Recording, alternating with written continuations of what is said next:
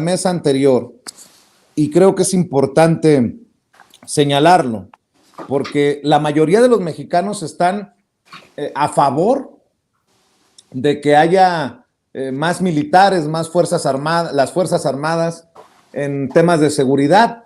En otras palabras, respaldan lo que estaría promoviendo el presidente Andrés Manuel López Obrador, y obviamente una bofetada para la oposición. La realidad es dura, y no la quieren entender esos que por el odio van contra todo lo que huela López Obrador. Mira, el tema ya lo han dicho, lo hemos tratado aquí en la mesa, es que no es tanto que se militarice, sino que se cree otra sección como es la Fuerza Aérea y el Ejército, y que se encaje la Guardia Nacional dentro del esquema de la Sedena. ¿Para qué? Para elevar el precio de ser corrupto. O sea, hay mucha gente que piensa que, que hasta el 2018 vivíamos en Suiza o en Holanda, no sé, tienen una idea totalmente distorsionada de cómo funcionan las cosas, y en este tipo de procesos sociales obviamente es altamente entendible que lo que queramos es blindar a la Guardia Nacional de los mandos civiles de los que carecemos por el momento, porque pues obviamente la historia de las policías, el poco número que había para cubrir todo el territorio mexicano, la manera en que el crimen organizado le fue ganando el juego al Estado en muchas áreas del país, pues obviamente nos hace escépticos a todos, y nosotros decimos, pues sí, necesitamos una estructura formal que sea difícil que se corrompa, porque obviamente muchísima gente en quienes tienen más confianza son en las instituciones militares, sobre todo la Marina, por ejemplo, ¿no? Entonces, obviamente, si hay algo que nos permita que tengamos una fuerza nacional eficiente y que sea poco proclive a corromperse, pues obviamente tiene que entrar dentro de un organismo que es, de cierta manera, pues el más probo, digamos, el más derecho, como son las instituciones militares. Yo hablaba hace un poco de este tema de la corrupción, y también la gente tiene una idea un poco distorsionada. No existe tal cosa como la corrupción cero. Existe la creación de mecanismos para que sea muy difícil ser corrupto, porque no creo que haya país en el mundo donde no haya corrupción. Lo que pasa es que uno tiene que buscar la manera de que ser corrupto conlleve un precio muy alto. Podemos poner los ejemplos en los países asiáticos, donde ser corrupto te puede acarrear una pena de muerte, como en Singapur o China, por ejemplo, ¿no? O ese tipo de circunstancias. Nosotros no queremos llegar a esos extremos, no nos interesa. Por eso decimos que desde la Cuarta Transformación somos humanistas. Pero sí, esta circunstancia donde nosotros tendríamos que decir, señores, pues tenemos que tener una estructura policial eficiente. ¿Y cuál es la única manera que tenemos a la mano? Eso es otra de las cosas que tendría uno que pensar a la hora de emitir una opinión. ¿Qué es lo que tenemos a la mano? Tendríamos que razonar lo que decimos, ¿no? Y lo que comentamos. ¿Qué es lo que se necesita? Se necesita, obviamente, una fuerza que tenga una estructura jerárquica fuerte, que sea difícil que se corrompa, y que obviamente pues la gente también lo está pidiendo, ¿no? Vox Populi, Vox Dei, dicen, ¿no? La voz del pueblo es la voz de Dios. O sea, si la gente lo está pidiendo, y grupos de intereses creados tratan, como lo hicieron hasta el 2018, de ir en contra de los intereses de la mayoría de la población, pues como lo decimos nosotros, I'm so sorry for you. O sea, así tiene que ser, porque los países tienen que estar digamos, en perpetua transformación. No podemos aceptar que lo que se dio por sentado con mandos civiles y que nunca funcionó y que nos llevó a este desastre, y la mayor prueba está en que están Palomino, García Luna, están todos en la cárcel, es que los mandos civiles no han estado funcionando para el tipo de violencia que se está ejerciendo en México. Entonces, lo que requerimos en este momento es básicamente que la Guardia Nacional pase a la Sedena. ¿Para qué? Para que sea muy difícil que se corrompa, o que el precio de corromperse sea muy alto. A eso aspiramos, a que la vara sea muy alta para ser corrupto, porque antes pues era, digamos, México, yo creo que fue Juan Villoro el que lo dijo, ¿no? Era la Disneylandia de la corrupción, o sea, con todo su parque de atracciones, mi querido Vicente. Así es, y teníamos que llegar invariablemente a las opiniones de César Gutiérrez Priego en La Silla Rota. Ha hecho una columna muy fuerte que titula El ejército al banquillo de los acusados. Las afirmaciones del informe dado a conocer por Alejandro Encinas violan los derechos humanos del personal militar, su presunción de inocencia y el debido proceso. El honor, una vez perdido, jamás se recupera. Solía mencionar esta frase el general de división Luis Ángeles Fuentes Álvarez a sus jefes, oficiales, cadetes y tropa, como parte de la forma de vida castrense. El día de hoy se ha manchado el honor militar, escribe César, ante las imputaciones hechas por Alejandro Encinas, subsecretario de Derechos Humanos dependiente de la Secretaría de Gobernación, quien desde siempre ha manifestado, dice César, su animadversión hacia el ejército y no desaprovechó esta oportunidad.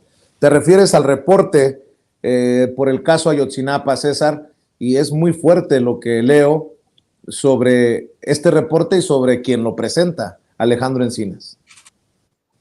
Fíjate, lo que pasa es que lo quiero explicar a la gente porque a veces cuando no se entiende el concepto podemos emitir opiniones sin saber. A ver, yo lo digo y quiero ser muy enfático que ni el coronel, ni el capitán, ni el teniente, ni el soldado, ni el que usted me digan es inocente, porque no lo puedo yo asegurar, ¿no? Lo que sí es que vino a cambiar el paradigma, el hecho de que él dijera que tienen la presunción. Porque hubo partes del informe en donde el hijo dijo se comprobó y en otros dijo se presume. Y para mí me llamó poderosamente la atención. ¿Por qué? Yo que he dedicado mi vida a la defensa del personal militar en juzgados militares, por supuesto que me doy cuenta que si hay una presunción, bueno, pues será la autoridad competente, pero hacerlo de esa forma pública se me hizo lamentable. Pero por una cuestión muy sencilla, porque la autoridad será quien tenga que investigar. Y si hay una persona que sea responsable, todo el peso de la ley y que quede como ejemplo. Pero ¿por qué? Si hemos podido ver que los verdaderos asesinos de los 43 estudiantes normalistas de Ayotzinapa fueron liberados por un juez en Tamaulipas, pues fue porque le violaron el debido proceso, la presunción de inocencia y porque fueron torturados. ¿Por qué hacer lo mismo? ¿Por qué hacerlo con el personal militar? ¿Por qué si no tienes la certeza de algo, hablas nada más de una presunción? Y eso se me hizo lamentable porque creo que se deberían de respetar los derechos del personal militar. Pudo haber dicho lo mismo y mencionar que había una persona a la cual se referían por un grado y que serían las autoridades quienes, ¿se me explicó?, se encargarían. Y ese es el problema que yo veo aquí, ¿no? Que lo hemos visto con muchísimas autoridades en muchos momentos, que se termina acusando a los militares y como los militares no pueden salir a defenderse, no pueden emitir una opinión, no pueden decir absolutamente nada, pues se les termina criminalizando. Y nuevamente se vuelve a meter al ejército en una situación en donde de por sí siempre ha habido ciertas dudas. Entonces creo que lo más importante aquí es que las investigaciones que vaya a hacer la Fiscalía General de la República sean enérgicas, sean muy directas.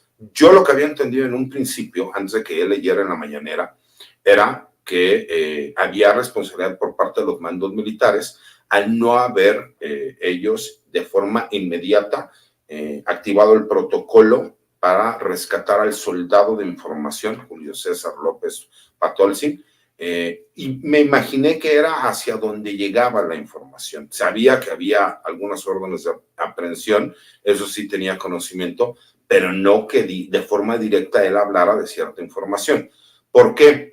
Porque entonces esto cambia toda la historia. Y si esto cambia toda la historia, pues sí es necesario que el ejército salga y se enmarque y que diga, esto es lo que hay, ponga a su personal, que se hagan las investigaciones y que se sepa ya con certeza exactamente qué fue lo que sucedió y que no sigamos nosotros con esas ideas mal fundadas, ¿no? Y si el coronel tuvo algo que ver, que ahora es general, bueno, pues tendrá que ser juzgado y tendrá que ser castigado por los hechos que se le puedan imputar. ¿Tú crees que Cienfuegos vaya a terminar en el banquillo de los acusados? No, lamentablemente no va a terminar en el banquillo de los acusados. Aunque en la columna explico que de acuerdo a la cadena de mando que están mencionando y la forma como lo están haciendo, pues por supuesto que Cienfuegos, incluso Peña Nieto, tendrían que terminar siendo juzgados por este asunto. El problema es que la cadena de mando no va a llegar hasta allá, ¿sí me explico? Y ese es el problema, que lo que no quiero que pase es, primero, que se deslinde responsabilidades, porque yo sigo pensando, no lo puedo asegurar porque yo no soy investigador, pero yo sigo pensando que no se prestaría el personal militar para asesinar a los jóvenes de Ayotzinapa, ni participar. De que hubo omisiones, sí hubo omisiones. ¿Por qué? Porque aparte, en aquel entonces la ley no le permitía al ejército que saliera a hacer funciones de seguridad pública. Y dos, porque en teoría la policía era quien los estaba reteniendo y después se los llevaron de donde estaban allá en Iguala, ¿no? Porque hablan de 3 momentos, pero eran policías. Entonces se supone que ellos los iban a llevar pues a la cárcel municipal o a la cárcel estatal o al del Ministerio Público, donde fuera la autoridad competente. Entonces no estaban entre las facultades del ejército. La gente puede diferir, sí, pero chequen cómo está el marco jurídico en ese entonces. Pero ahorita ya con una imputación de ese estilo, pues entonces también tienes que manejar la cadena de mando. Y si tú vas a manejar la cadena de mando, tenemos que saber hasta dónde llegó. Entonces la investigación tiene que ser mucho más completa. Entonces, eso creo que es la parte más importante para mí y por lo cual escribo la columna de que ahora resulta que al banquillo de los acusados está el personal militar, lo cual pues obviamente me sorprendió, ¿no? ¿Cómo ves tú la situación que expone